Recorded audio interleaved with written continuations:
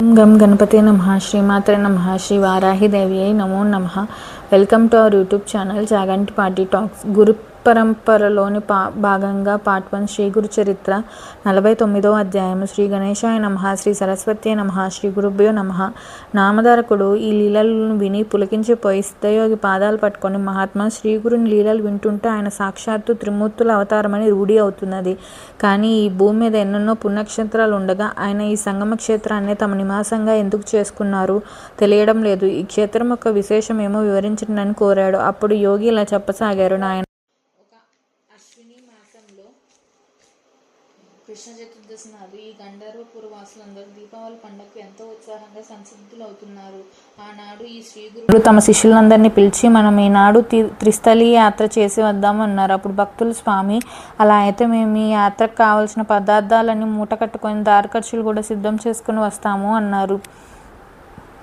ఆ మాటలు విని స్వామి, అవన్నీ ఎందుకు, త్రిస్థలి మన దగ్గరలోనే ఉన్నది, ఎట్టి సన్నాహాలు అవసరం లేదు కనుక మీరందరూ మీ కుటుంబాలతో సహా మాతో రండి అని ఆదేశించారు. వెంటనే వారందరూ ఆయనతో కూడా సంగమ తీరానికి చేరి నదిలో స్నానాలు చేశారు. అప్పుడు స్వామి, నాయనలారా, ఈ సంగమ ప్రాంతం అంతా ప్రయాగతో సమానమైన మహత్యం గలది సుమ.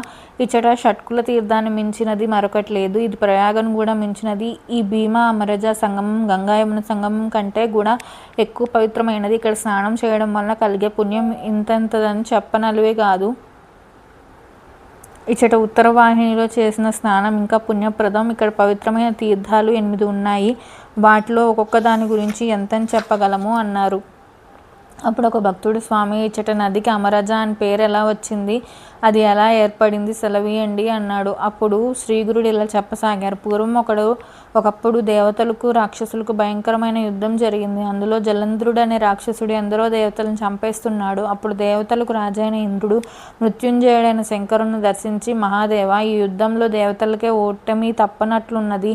అదేం చిత్రమో గాని రాక్షసుల దేహాల నుండి కారిన రక్తపు చుక్కల నుండి వేలాదిగా రాక్షసులు పుట్టి ముల్లోకాల్లోని దేవతలను సంహరిస్తున్నారు అని మొరబెట్టుకున్నారు. వెంటనే రుద్రుడు పట్టరాని కోపంతో రాక్షసులతో యుద్ధానికి సంసిద్ధుడయ్యాడు. కానీ ఇంద్రుడు ప్రార్థించిన మీదట ఆ యుద్ధంలో చనిపోయిన దేవతలను బ్రతికించడానికి అమృత భాండం ప్రసాదించాడు. వెంటనే ఇంద్రుడు అది తీసుకుని వెళ్ళి చనిపోయిన దేవతల మీద చల్లగా వాళ్ళందరూ జీవించారు. చివరికి ఆ పాత్రలో మిగిలిన అమృతం కొద్దిగా భూమి మీద పడింది. అదే ఈ నది రూపంలో ప్రవహిస్తున్నది. అందుకే దీన్ని అమరజ అని పేరు వచ్చినది. అందువల్లనే సంజీవని వంటి ఈ నీరు సర్వ పాపాలని నశింపజేయగలదు. ఇందులో భక్తి విశ్వాసాలతో స్నానం చేసిన వారికి అపమృత్యు భయం ఉండదు. ఇది అన్ని బాధలను, వ్యాధులను, బ్రహ్మహత్యాది పాపాలను తొలగించడంలో త్రివేణి సంగమంతో సమానమైనది. ఈ సంగమంలో వైశాఖ, కార్తీక, మాఘమాసాల్లో యథావిధిగా ఉషకాలంలో స్నానం చేస్తే ఈ లోకంలో సుఖము, అటుపై మోక్షం కలుగుతాయి. అందుకు అవకాశం లేనప్పుడు గ్రహణ సమయంలోనూ, సంక్రమ పర్వదినాల్లోనూ, ఏకాదశి మొదలగు తిథుల్లో ఈ నదిలో స్నానం చేస్తే అనంతమైన ఫలితం వస్తుంది. నిత్యము ఇందులో స్నానం చేసిన పూర్ణాయుష్మంతులు అవుతారు. ఈ అశ్వత్థ వృక్షం దగ్గరున్న మనోరథ తీర్థంలో స్నానం చేస్తే నిశ్చయంగా మనోరథాలన్నీ నెరవేరుతాయి. భక్తితో అశ్వత్థ వృక్షాన్ని సేవించిన వారికి కలి ప్రభావం అంటక మా దర్శనం లభిస్తుంది. కారణం, మేము అందులో ఎల్లప్పుడూ ఉంటాము.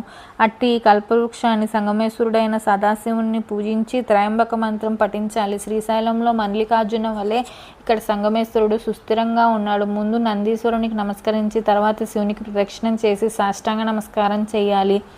ఇలా 3 ప్రదక్షిణలు అయ్యాక ఎడమ చేత్తో నందీశ్వరుని వృషణాలను స్పృశించి కొమ్ములపైన బొటన వేలు, చూపుడు వేలు ఆనించి వాటి మధ్యలో నుండి శివలింగాన్ని దర్శించాలి. భక్తితో అలా చేస్తే అభీష్టాలన్నీ నెరవేరుతాయి. ఇక ఈ ఎదుట ఉన్న మహాతీర్థం సాక్షాత్తు వారణాసి. అది నాగేశ్వరం అనే గ్రామం నుండి ఇటుగా ప్రవహించినది. దీనిని గూర్చి ఒక పురాణోపాఖ్యానం ఉన్నది.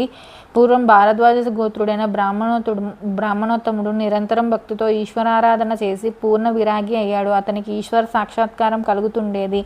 ఆనంద పారవస్యంతో ఒళ్ళు మరిచి తిరుగుతుంటే లోకులు అతనికి దయ్యం పట్టింది కాబోలనుకునేవారు. ఒకప్పుడు అతని సోదరులైన ఈశ్వరుడు, పాండురంగడు కాశీకి బయలుదేరుతూ తమ అన్నయ్య అయిన అతన్ని కూడా రమ్మన్నాడు. అతను నవ్వి, కాశీశ్వేశ్వరుడు నాకు దగ్గరలోనే ఉండగా కాళ్ళు ఇడ్చుకుంటే ఇంకెక్కడికో వెళ్ళడం ఎందుకు అన్నాడు.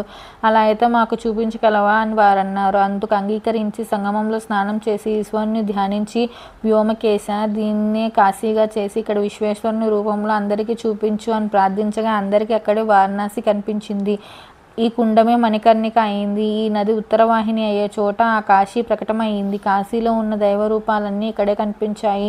అతని సోదరులిద్దరూ ఆశ్చర్యపడి ఇక్కడే స్నానము దానము మొదలగునవి చేశారు. అప్పుడు ఆయన మహాజ్ఞాని అని అందరూ తెలుసుకున్నారు. అప్పటి నుండి అతన్ని దగ్గరకు వచ్చిన వారందరూ విశ్వేశ్వరుని దర్శనం ప్రసాదిస్తుండేవాడు కనుక ఇది సాక్షాత్తు కాశీయే. స్వామి అటు తర్వాత భక్తులకు పాప వినాశన తీర్థం చూపించి ఇందులో స్నానం చేస్తే సర్వ పాపాలు భస్మం అవుతాయి అని చెప్తుండగా పూర్వాశ్రమంలో వారి సోదరైన రత్నాదేవి అకస్మాత్తుగా అక్కడికి వచ్చి ఆయనకు సాష్టాంగ నమస్కారం చేసింది. శ్రీగురుడు, అమ్మాయి, నీవు చేసిన పాపాల గురించి ఆలోచించావా అన్నారు. ఆమె నమస్కరించి, స్వామి, నేను మూఢురాలని, సర్వజ్ఞులైన మీరే వాటిని నాకు తెలపాలి అన్నది. అప్పుడు స్వామి, పూర్వం ఒక పిల్లను పెట్టింది. నీవు చూడకుండా ఆ కుండ నిండా నీళ్లు పోసావు. అవి చచ్చిపోయాయి. అందువల్ల నీకు పంచమార్జాల హత్య మహాదోషం చుట్టుకున్నది.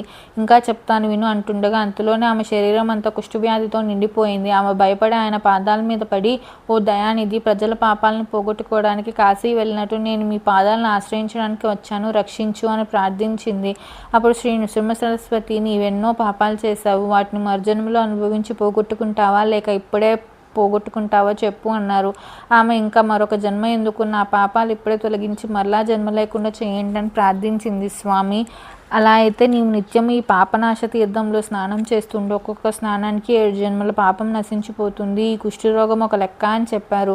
అలా చేయగానే ఆమె వ్యాధి మాయమైంది. అది నేను స్వయంగా చూశాను. ఆ క్షేత్ర మహత్యం చూసి ఆమె అక్కడే ఉండిపోయింది. అప్పుడు స్వామి మా అందరికీ ఇచ్చట కోటి తీర్థం చూపించి, ఇందులో సర్వతీర్థాలు ఉన్నాయి. ఇక్కడ చేసిన స్నానానికి 1,000,000 గోవులు దానం ఇచ్చిన ఫలితం ఉంటుంది. ఇక్కడ చేసిన దానానికి కూడా 1,000,000 రెట్లు ఫలితం ఉంటుంది. దీనికి అవతలనున్న రుద్రపాద తీర్థంలో గయలో లాగానే కర్మ చేసి రుద్రపాద స్వామిని పూజించాలి అని చెప్పారు. తర్వాత కేశవస్వామి దగ్గరనున్న చక్రతీర్థం చూపి అక్కడ స్నానం చేస్తే జ్ఞానం కలుగుతుందని శ్రీగురుడు చెప్పారు. కల్లేశ్వరుని దగ్గరనున్న మన్మథ తీర్థంలో స్నానం చేసి ఈశ్వరుని పూజిస్తే అష్టైశ్వర్యాలు సిద్ధిస్తాయి.